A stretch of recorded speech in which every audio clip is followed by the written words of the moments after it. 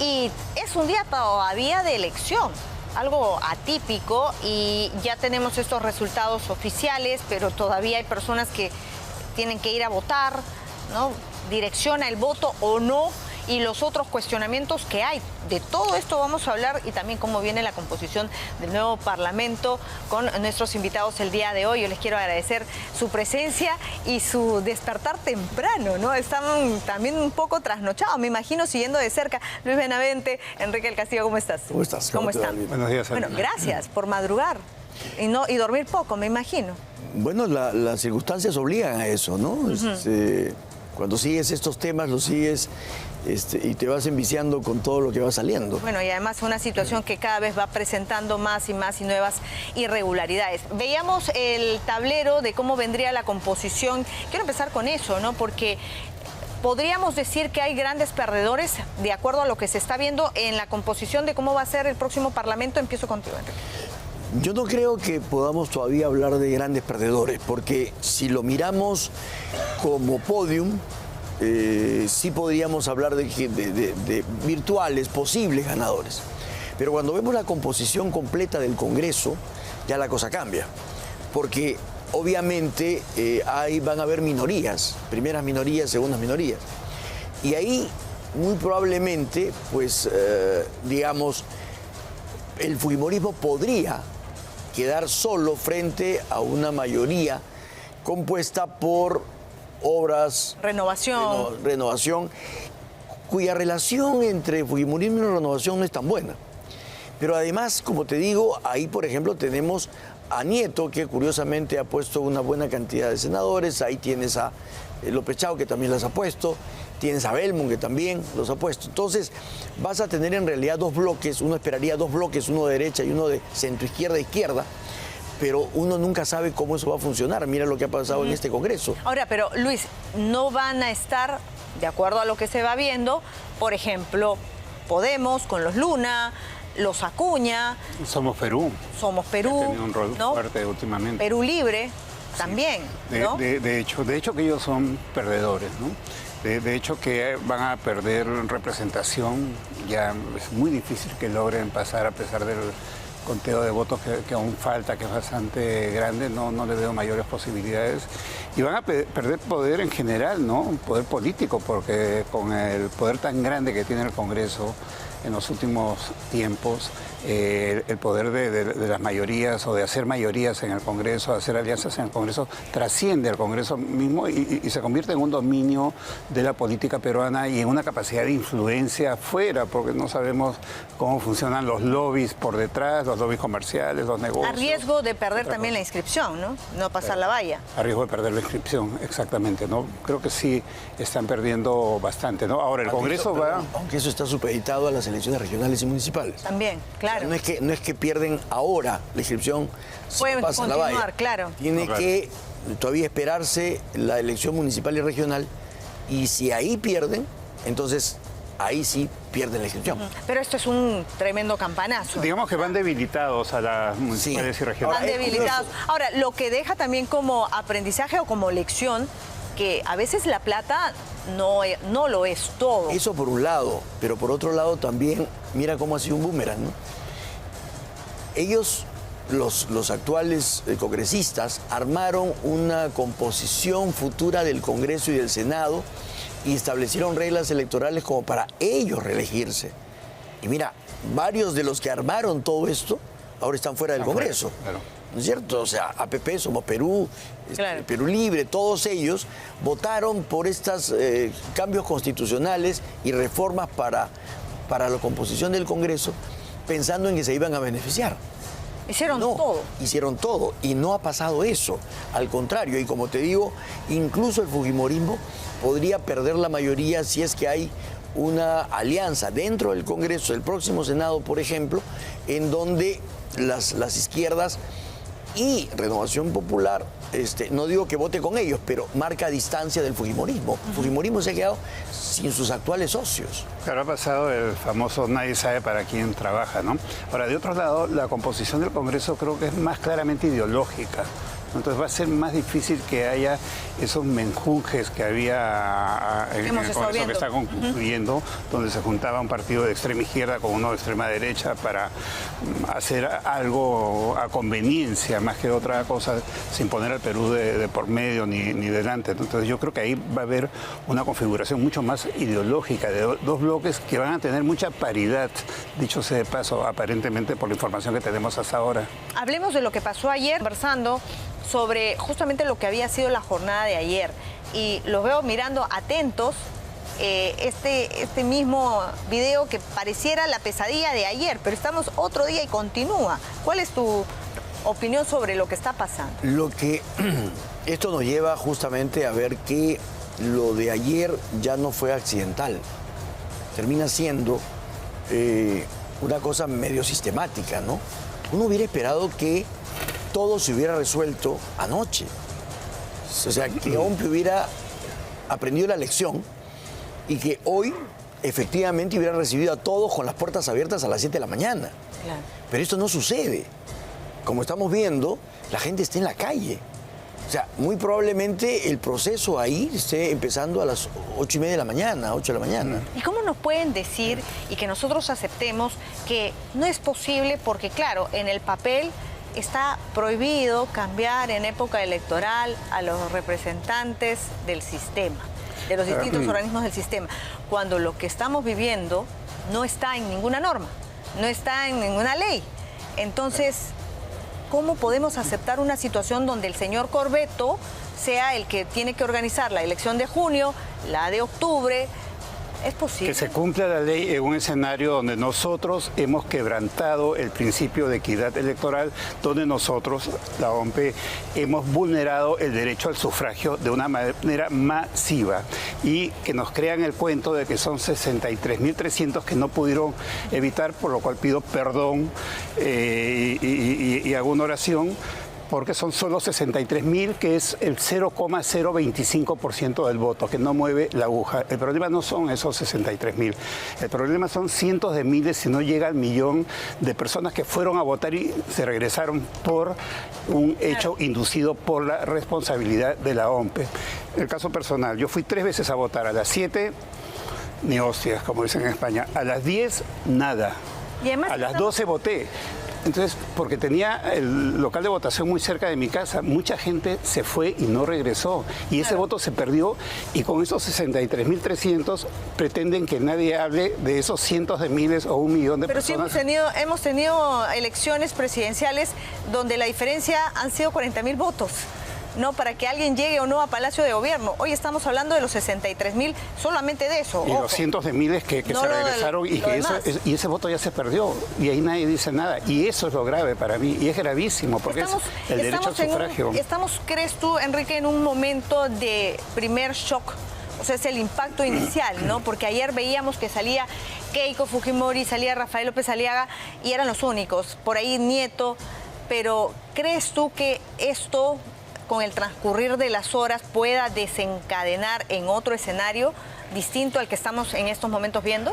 Me resulta difícil pensar en eso. Ajá, ¿qué puede pasar entonces? Porque lo que yo creo es que entre OMPE y Jurado Nacional de Elecciones lo que han hecho es tratar de bajar un poco la gravedad del tema, señalando que se trataba de un retraso y de 3 distritos donde habían una determinada cantidad de colegios.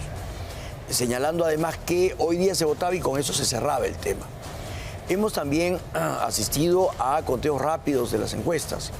Entonces, como que todo te ha ido encaminando a tratar de parchar las cosas y solucionar esto de una vez hoy día para que ya no estemos hablando de nulidad del proceso. Pero viéndonos la cara, pues Enrique, porque mira, han hablado sobre eso, tú mismo has dicho, pero no han mencionado el tema de la empresa Gálaga, que había sido elegida a dedo. No han hablado sobre el tema de las laptops inexistentes, pero que sí tuvieron presupuesto. ¿Dónde está esa plata? ¿Dónde están las laptops? No han hablado sobre las fallas en el software. Es que ahí tú tienes 3 niveles. La custodia del material electoral. Tienes 3 niveles. Tienes el nivel de los organismos electorales donde están un Jurado Nacional de Elecciones. Tienes el nivel del Poder Ejecutivo, porque hasta ahora el Ejecutivo no ha tenido un pronunciamiento. Y tienes el nivel de los candidatos. A algunos les convendrá que esto se cierre de una vez, a otros no. Entonces, mientras, digamos, todo eso se manejó ayer en términos de la discusión y del escándalo, lo que vamos a ver es si hoy día estas imágenes que estamos viendo llegan a cerrar ese capítulo. El capítulo que nos quiere plantear Ompe solo sobre quieren plantear Ompe y el jurado. A esta hora recién está llegando material electoral. Son las 7:48 y podemos ir con las imágenes de TV Perú, ¿no? TV Perú está mostrando el material electoral y que recién está llegando. Imagínense, mientras abren las cajas, mientras instalan las mesas, 10 de la mañana. Y nuevamente entonces van a ver muchas de estas personas que no van a votar. Claro, ahora lo que va a ocurrir respecto a la pregunta anterior, Albina, es que muchos perdedores, y digo muchos por la cantidad de candidatos, van a cerrar filas y van a pedir la nulidad del proceso y van a tener una argumentación sólida, porque es un proceso muy viciado, fue un proceso caótico, es un proceso que hoy ante el mundo es la vergüenza. Los titulares en el mundo es caótica elección en Perú. Claro. Yo fui a votar el año 78 para la constituyente, ha pasado 48 años que voy a votar, nunca vi esto, ni el 10% de esto. Entonces ellos van a buscar esa nulidad y van a tener una argumentación y se va a generar una polémica nacional bastante fuerte. Ahora, pero ¿crees tú que por el porcentaje de estos votos pueda ser causal de nulidad? Hemos hablado con algunos expertos, no hay coincidencia. Yo lo veo difícil, porque como te digo, además ya estamos viendo el conteo que avanza, estamos viendo cómo las encuestadoras ya cierran sus conteos rápidos, casi como que ya la fiesta se terminó. Y la sensación, como el caballo, para adelante, para adelante. La sensación que está quedando es, ya, lo que estamos haciendo es solucionando el error. Los parches, pero poniendo parches. Ya estamos generando esa sensación de que este proceso ya se terminó. Y entonces, ya, miremos hacia adelante y cerremos. Pensar en la nulidad de todo este proceso después de todo esto, a mí me resulta bien difícil que se pueda manejar. Primero por temas obviamente de tiempo, presupuestales y todo lo demás, y además los temas legales para esto. Pero como te digo, sí van a haber candidatos que se sienten ganadores y obviamente los perdedores van a reclamar. Claro, los que no van a hacer una vuelta. Pero estás hablando ya de gente que lo que va a tener es derecho al pataleo, pero no la influencia como para poder empujar una nulidad de hecho. Pero entonces acá nuevamente les reitero la interrogante. Es, no sé, idóneo que mantengamos a Corvetto como el gran gestor y el organizador de las elecciones que vienen. No, creo que debe renunciar inmediatamente y no esperar a que el proceso fiscal avance más y que los cuestionamientos sigan profundizándose y seguir polarizando al país, porque ya se está convirtiendo... No solamente Corvetto, también señalan de que tendría que irse Burneo. Es que en realidad el Jurado Nacional de Elecciones es el responsable. O sea, tal vez de la parte operativa es responsable Ompe, pero ¿quién es el responsable de todo el proceso electoral? De la fiscalización, ¿no? O sea, de todo el proceso, es el Jurado Nacional de Elecciones. La OMP y la RENIEC son parte de ese conglomerado electoral, pero el responsable es el jurado. Tan es así que ayer, ¿qué hizo OMPE? Se fue a hablar con el jurado para que el jurado le permita ampliar la hora de votación. ¿Quién es el que aprueba? El Jurado Nacional de Elecciones. Entonces, ellos son los responsables.